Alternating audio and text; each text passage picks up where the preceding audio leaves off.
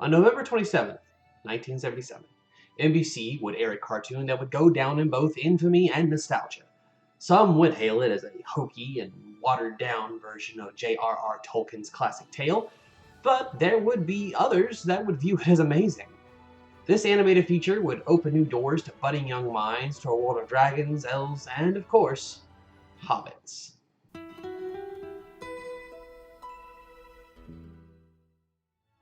The Hobbit is a well-known tale by this point. It has many visual retellings, from graphic novels to video games and silver screen trilogies, which didn't need to be trilogies, and Rankin and Bass did one of its first renditions. In all honesty, it wasn't as successful as it should have been. It garnered mixed reviews at best, mostly negative and picking it apart, its condensed storyline. But a few praised the movie for its faithfulness, despite the fact that it only had a 90-minute running time. To this day, the film maintains a Rotten Tomatoes score of 69% fresh. Not bad considering that it had to compete with Star Wars for a lot of its awards that it was nominated for. The voice cast was undeniably perfect, in my opinion, and in the opinion of critic Tom Keogh, who gave it high praise for the faithfulness and voice casting. Now, who was in this cast? Well, such grace as John Huston, Orson Bean, Cyril Ritchard, and Hans Conried. You might recognize Conried as the scurrilous voice of that sedacious seafaring swashbuckler Captain Hook from Disney's Peter Pan.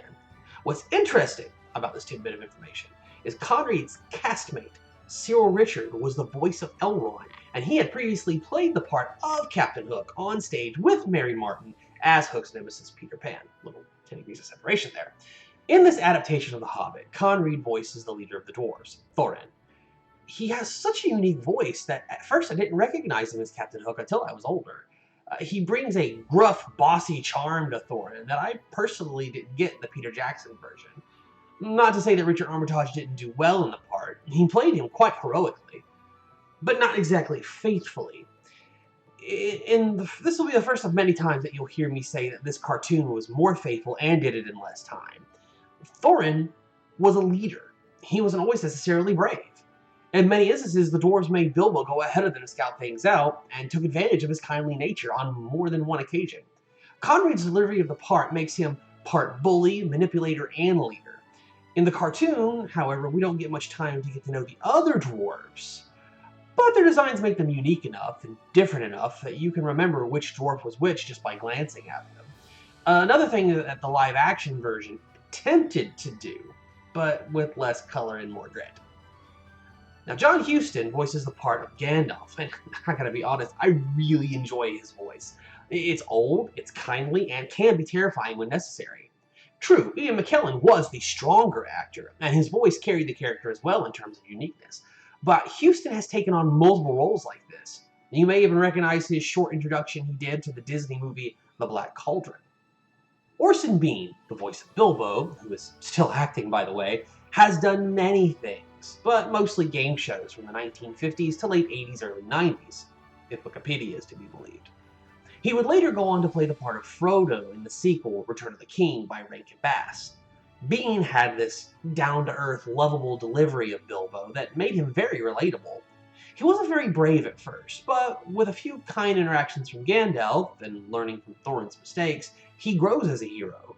We see that his character represents the fears and courage that reside in all of us. We just need to take that first step. We briefly touched on Cyril Ritchard in his 12 Degrees of Separation with Hans Conried. Ritchard was an Australian-born stage actor and has many artistic credits under his belt, mostly as parts of operas and directing multiple Broadway shows. While he only briefly appears as Elrond in the film, again, it's a very condensed version, you don't easily forget the character. Richard's performance as the leader of the Rivendell Elves brings a noble air to him without being ostentatious. Not bad considering he was only in the one scene. Now, the complaints about the film's condensing, the dumbed-down nature was in fact warranted. The story omits a lot of details, some interesting scenes, and a few characters. One of my favorites that omitted was Beorn, who was this werebear druid shapeshifter type character. While he was an interesting character complete with tragic backstory, folks, he really only appeared in one of the chapters. He gave the dwarves some horses, he disappeared in the background, only to come back as a Deus Ex Machina for Thorin to escape the Battle of the Five Armies at the end of the book.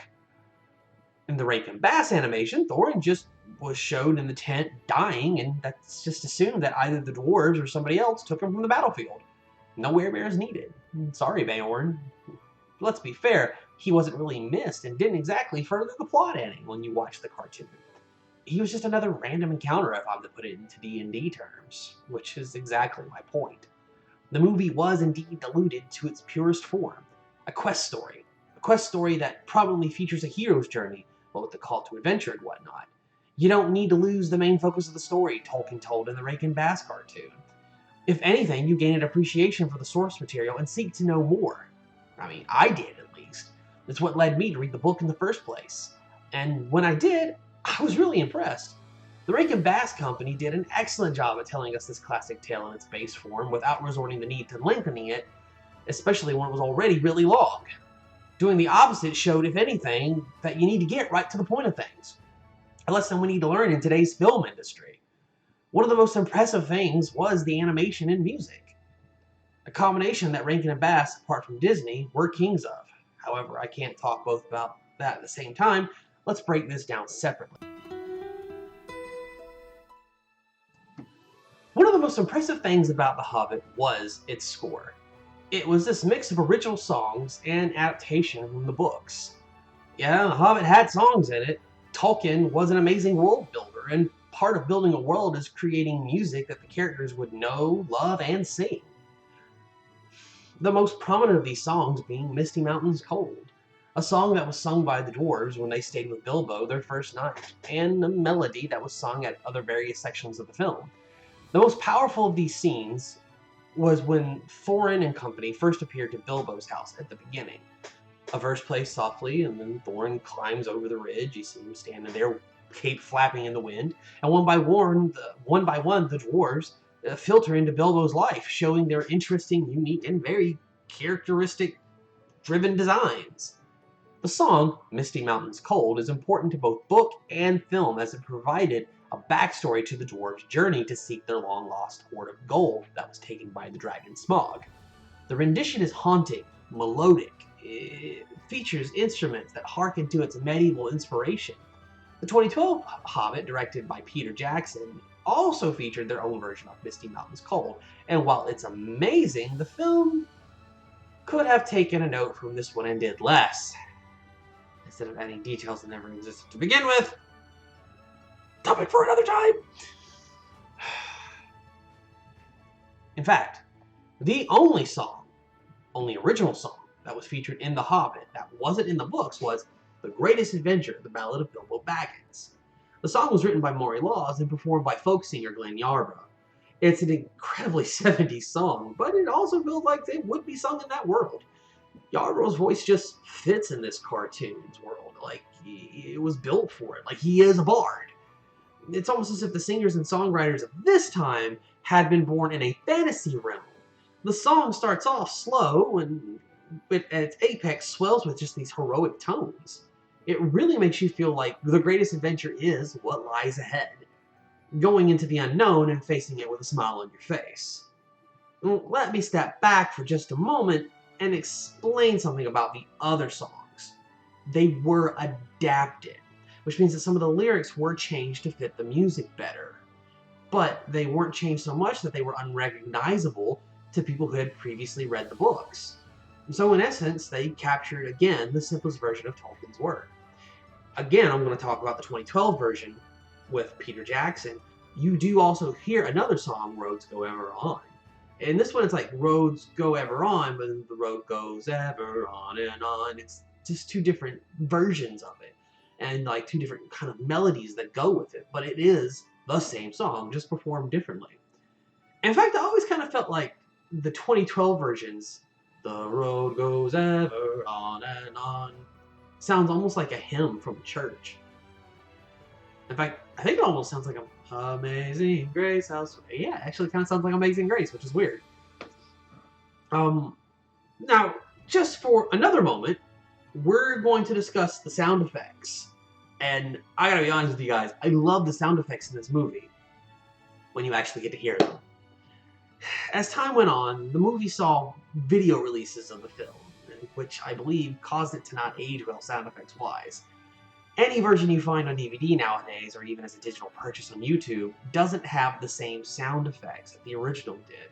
There's a scene where Bilbo's fighting the spiders of Mirkwood, and when he slashes at them with his newly acquired dagger Sting, the blade, or any blade of the cartoon, makes a uniquely anime sound effect when they strike. When the spiders died, they spun to this strange dissolve that had yet another odd sound. It's hard to describe. It felt like it was sound being sucked into a void. This kind of noise like that. The movie was filled with those types of sounds, but unfortunately, the effects are slowly going the way of the dodo. And unless you have an old VHS copy or are willing to track down a pirated download, you'll be hard-pressed to find one with its missing sound effects. Okay, this is one of the things that I wanted to talk about first, but saved for now. The art direction and design of the film's animation. I love art, and especially animation. I'm an artist myself and draw my own comic book that was inspired by my love of fantasy. And it was so hard for me to put it off as long as I did. The art design and animation of The Hobbit was co-produced by a Japanese company called Topcraft. Now, Topcraft was the company that Rankin and Bass outsourced a lot of its work to back in the 60s and 70s. In fact, a lot of modern stop-motion animators were very disappointed when they went into the East Coast office and was like, "Hey, I can do this!" And they're like, "We don't do that here! We do that in Japan!" Sorry, sucks to be you. If you want to know more about that, you can watch the animatic world of Rankin Bass found on their holiday DVDs, which can elaborate more on this letdown. Now, you may be thinking to yourself, well, yeah, a lot of companies did outsourcing and still do to this day. It's just cheaper. Well, yes, but you're missing the finer details of this company. They outsourced it to Topcraft. Why is Topcraft so important? Topcraft became Studio Ghibli. Before the likes of Hayao Miyazaki's studio, they were producing some of the most well-known and beloved cartoons that they grew up with every 25th of December.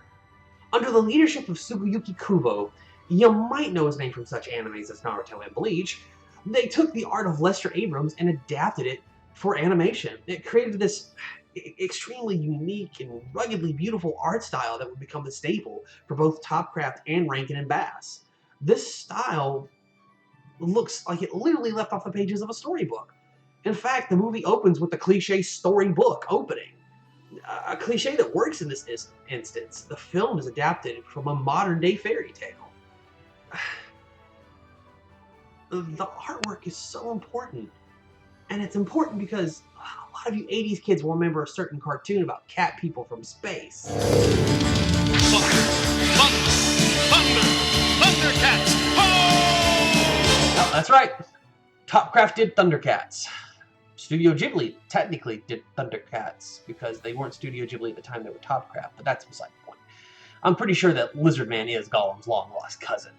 Now, before I ramble off topic, let's stay on target and talk more about the influences of art in this movie. Specifically, the art of Lester Abrams. Now, Abrams' work was hailed by one of the critics at the time as something that could have jumped off the pages of a Maurice Sendak novel. I'm assuming that critic was referring to Where the Wild Things Are, as it was popular at the time and published back in 1963. In all honesty, I would have to compare his work more along the lines of that of Brian Froud, the artist behind Dark Crystal. It has this kind of strange gnarled look to it. Like everything kind of has this curve. Like you see the edges of Bilbo's hair. You see like the lines under his eyes. They don't have eyebrows, but it's weird because normally if like you do a character that doesn't have eyebrows, that looks strange. But these characters didn't have eyebrows and you don't miss them. Some of the dwarves did. And you see them kind of popping out. The eyebrows become the beard, which is really cool. That kind of lines his face with hair, which is really neat. But all in all, it's just this beautiful kind of watercolored gnarled. I mean, you kind of see the examples to my left and right on the video. I mean, it's just gorgeous. Look at that. I mean, just look at that. It's great. It's wonderful. However, there are some issues I did have with the original concept art. Yeah, Abrams' original version of Bilbo was extremely frog-like and not very aesthetic. I mean, I think Topcraft probably had the same thought. Instead of the squat, fat Bilbo Froggins, they opted for a more anime-esque, plump, and friendly look.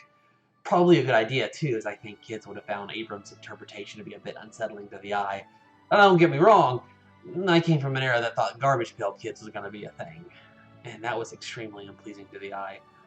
Um, that being said, Abrams' art isn't terrible. I especially liked his interpretation of the Rivendell elves versus the Mirkwood elves. The Rivendell elves felt like they were lit by starlight and resemble more Jackson's interpretation, while the Mirkwood elves were this gnarled and hard, and they looked like the trees that they lived amongst. It was a great way to show the varying differences in elves without them just all being angelically beautiful. Like, you really can't tell the difference between the elves in the Peter Jackson version. They're all elves, we just live in different places.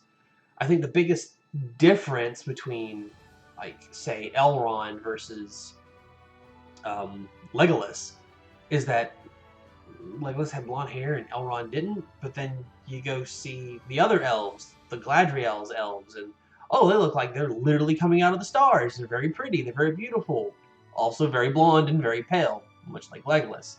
Big difference, we wear white. Like, just all white. Except for our soldiers, they don't wear all white. Then they go out and they wear black and red and gold. Well, whatever. It doesn't matter. I just thought it was a very interesting way to just show the differences between the elves. Now, Abrams had this rough beauty to his art that few can achieve and even fewer appreciate. I just don't think it adapts extremely well to children's films. But for some reason, it adapted very well to this film, especially with his monsters and the cleanup that the crew from Topcraft did. I mean, you take a look at those goblins. Those goblins are terrifying to a child. Actually, they're kind of terrifying to me. You look down those mouths and they've got 2 throats. 2 throats! Why do they need 2 throats? That's just weird. But maybe they have multiple stomachs. I don't know. I mean, goblin anatomy doesn't necessarily have to be like human anatomy, or heck, even dwarven anatomy. It's just one of those interesting things. They had these devil horns, cat-slitted eyes, these huge maws. Like, you get to the Goblin King himself, and thank God he doesn't have a Balchinian face on him. That's just weird. And he goes to bite Thorin's head, and he's going to put his whole head in his mouth, like just like that. And Thorin bends his head, and he's shaking, he's prepared for it. And he faces it as bravely as he can, but he goes, oh, this is going to hurt so bad, it's going to be gross. And that's really the kind of feeling you get from it. They were more gross than terrifying, but that at the same time made them terrifying. It was just this beautifully ugly way to draw them. And that's kind of how I felt about it. I guess that's just what makes it pretty to me. Now that we're going to talk a little bit more about some production.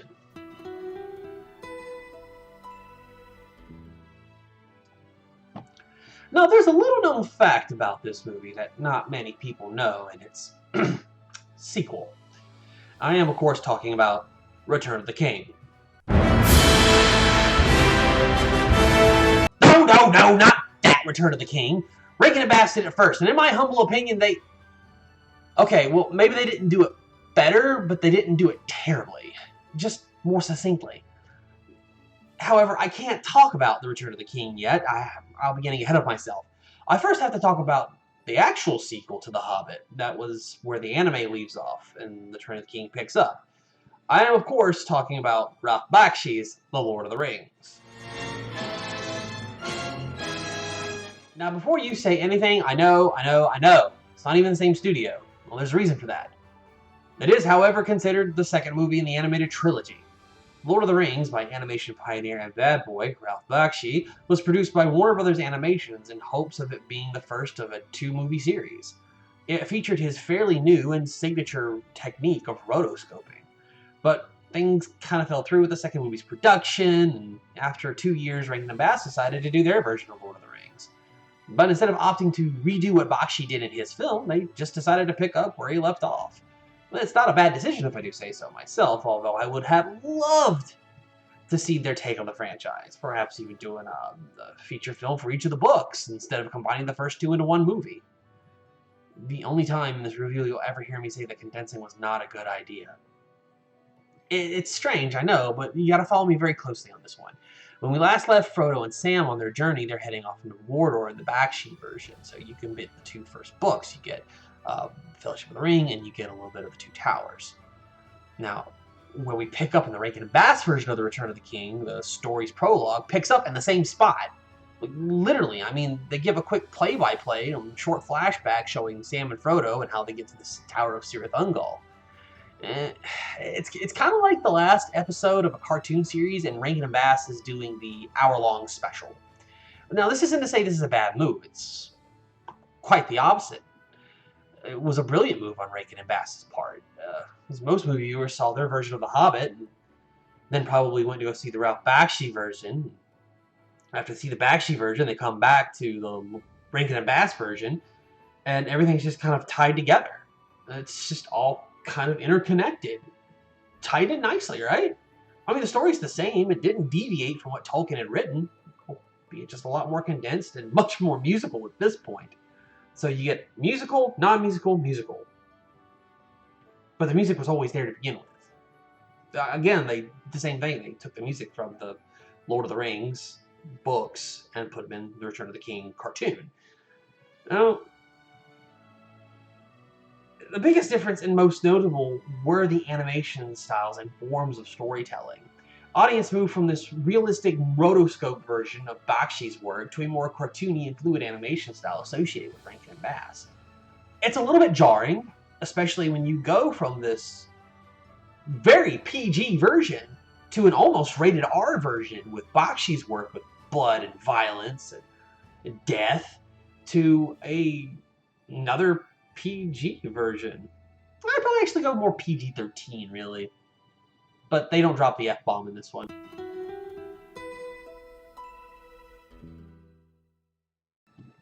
There's just so much rich history and influence in the Rankin Bass's work.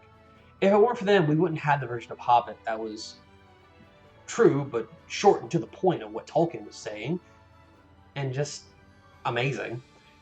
And thanks to the influence of certain artists, we more than likely wouldn't have Thundercats. And thanks to their outsourcing and collaboration with Topcrat, I don't know that we would have had the branch off of Studio Ghibli. No doubt Hayao Miyazaki would still be creating the great films that we know and love, but perhaps he wouldn't have done the same ones. And I don't know that we'd have gotten his classics in the same fashion. We also probably would have gotten Bakshi's batshit crazy version of Lord of the Rings as well. The bottom line is that this movie is a lot better than folks give it credit for. If you appreciate Lord of the Rings, and you want to catch the bare minimum of the story, and you need to check out the 1977 animation, if you don't, well, then you're sorely missing out on the most influential and beautiful animation of its and our time.